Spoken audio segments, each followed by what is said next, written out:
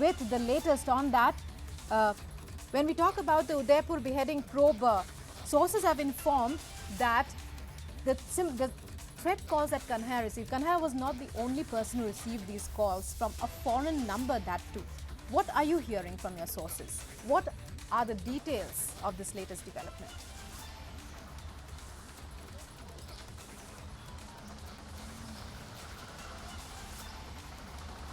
देखिए, सबसे बड़ी चीज़ ये है कि उदयपुर में जिस जगह पे, जिस इलाके में कन्हैया का मर्डर हुआ था, जिस इलाके में कन्हैया का मर्डर हुआ था, वो धानमंडी इलाका था, मालदा स्ट्रीट था। उसी इलाके में वापस से दो शख्सों को जो है विदेशी नंबर से धमकी आई है, और धमकी इस प्रकार की है कि सर कलम करने की धमकी दी गई है, जिस पे पुलिस ने एक्शन लेते हुए अभी सुरक्षा मुहैया कराई है उन दोनों व्यक्तियों की, जिन व्यक्तियों को थ्रेट आया था और विदेशी नंबरों से थ्रेट आया था। लगातार उन नंबरों की जाँच उदयपुर पुलिस कर रही है और लगातार अब उनके बारे में जांच की जा रही है कि ये नंबर किसके थे, कहां से थे, कौन लोगों के संपर्क में थे, और जो लोकल उदयपुर के जिन लोगों को थ्रेट मिला है उनसे उनका क्या दुश्मनी थी। इस तरीके की जो जानकारी आई है ये बहुत चौंकाने वाली है, क्योंकि लगातार जिस इलाके में सनसनी फैली वो धानमंडी इलाका था, धानमंडी थाना इलाके का ही मालदा स्ट्रीट था। तो कह सकते हैं कि वो इलाका जहाँ पे कन्हैया का मर्डर हुआ, उसी इलाके के दो व्यक्तियों को वापस से इस तरीके का थ्रेट कहीं ना कहीं चौंकाने वाला है। और अब सुरक्षा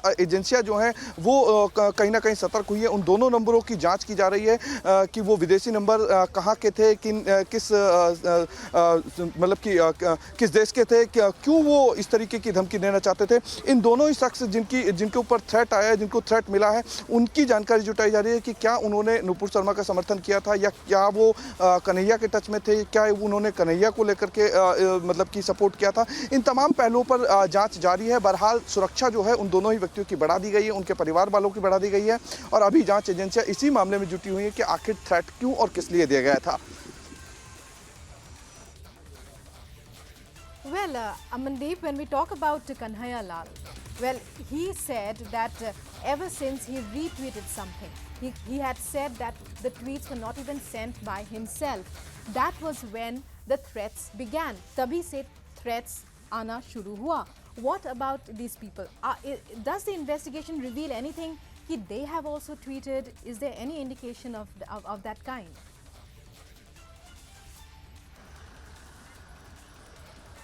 देखिए, सबसे बड़ी चीज़ ये है कि यहाँ समझने वाली बात यह है कि पूरे राजस्थान में थ्रेट कॉल्स आ रहे हैं। लगातार किसी को धमकी चिट्ठी भेज करके दी जा रही है, किसी को पोस्टर चिपका के दी जा रही है, किसी को इनडायरेक्टली रूप में दी जा रही है। थ्रेट कंटिन्यूसली राजस्थान में दिए जा रहे हैं। लेकिन उदयपुर में जिस जगह कन्हैया का मर्डर हुआ, जिस इलाके में कन्हैया का मर्डर हुआ, उस इलाके के दो व्यक्तियों को इस तरीके का थ्रेट देना, यानी कि कहीं ना कहीं एक बहुत बड़ा मैसेज है, और ये मैसेज जो है उसी को ढूंढने की कोशिश कर रही है उदयपुर पुलिस। उदयपुर पुलिस जिस तरीके से अभी इस इन्वेस्टिगेशन को कर रही है, इस पूरे मामले को जानना चाह रही है कि आखिर उन दोनों व्यक्तियों का क्या मामला था। सबसे पहली चीज़ ये है। दूसरी चीज़ है कि प्राइमरी फेज पर पुलिस ये जानने की कोशिश कर रही है कि जो थ्रेट देने वाले लोग थे, क्या वो गौस और रियाज से जुड़े हुए थे, क्या वो उनके संपर्क में थे। इन तमाम पहलुओं पर लगातार अभी इन्वेस्टिगेशन हो रही है, और पुलिस लगातार इस मामले को जानने में लगी हुई है कि इन दोनों व्यक्तियों का संपर्क आखिर क्या था, इनको वजह क्या थी धमकी देने की, थ्रेट देने का वजह जो होती है वो क्या थी। तमाम इन पहलुओं पर अभी पुलिस जो है वो लगातार अपनी इंटेलिजेंस टीम के साथ में लगी हुई है। अभी थ्रेट जो दिया गया है उसको लेकर के अभी सबसे बड़ी यही खबर है कि उस इलाके के दो व्यक्तियों को थ्रेट देना जिस इलाके में कन्हैया की हत्या हुई, ये सबसे बड़ा सनसनीखेज है। Also, एक और क्वेश्चन भी है, what if it was a foreign number, अगर वो foreign number था, all we need to know is the code. All the police need to know, in fact, is the code, and they would be able to identify which country was actually, from which country those calls were made. Also, when we talk about Kanhaiya Lal, he had told the police that it was not a one-day affair. It was not that a threat call came, सिर्फ एक दिन एक threat call आया, and then he was killed after that. There were regular recce's that were conducted. There were regular, threatening people at different locations outside his shop and so on. Continuous threats to him in different ways. What about these two people? Was there any similar incident also with them?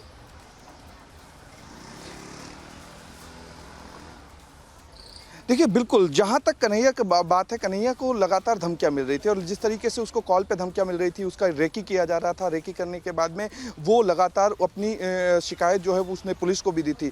Same process यहाँ शुरू हुआ है, same process यहाँ शुरू हुआ है। सबसे बड़ी चीज़ ये थी कि गौस और रियाज जो थे, वो दोनों ही विदेशी नंबरों से कहीं न कहीं जुड़े हुए थे। किन विदेशी नंबरों से उनकी डायरेक्ट बात होती थी, ये चीज़ें जाँच एजेंसियों को पता है। लेकिन सबसे बड़ी चीज़ ये है कि जिन लोगों को थ्रेट आया है, वो भी विदेशी नंबर से आया है। तो वो कौन सी कंट्री के विदेशी नंबर्स थे जिनसे कॉल आया है, ये बहुत जानना बेहद ज़रूरी है।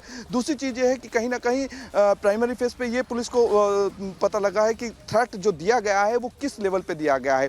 अभी सुरक्षा मुहैया कराई है। पुलिस सबसे पहले ये जानना चाहती है कि जो 2 व्यक्ति हैं जिनको थ्रेट मिला है, उन थ्रेट की वजह क्या है? क्या वो उन्होंने निपुण शर्मा का समर्थन किया था?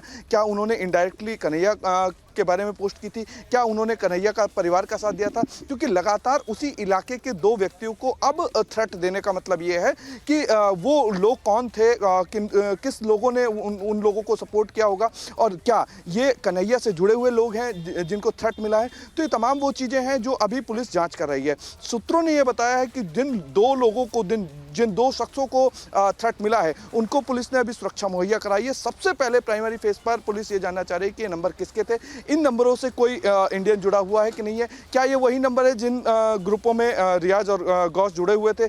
इन सब चीज़ों पर अब काम करना जांच एजेंसियों ने शुरू कर दिया है। Right. So Amardeep, well, many thanks for giving us those updates. So fresh leads emerging in the probe being conducted into the Udaipur beheading case in which a tailor, Kanhaiya Lal, was beheaded. And well, an international link is emerging as calls are being made, are being received by other people who residing in the area where Kanhaiya Lal was murdered and where he used to stay in. And police now jumping into action, providing security to those who are being threatened.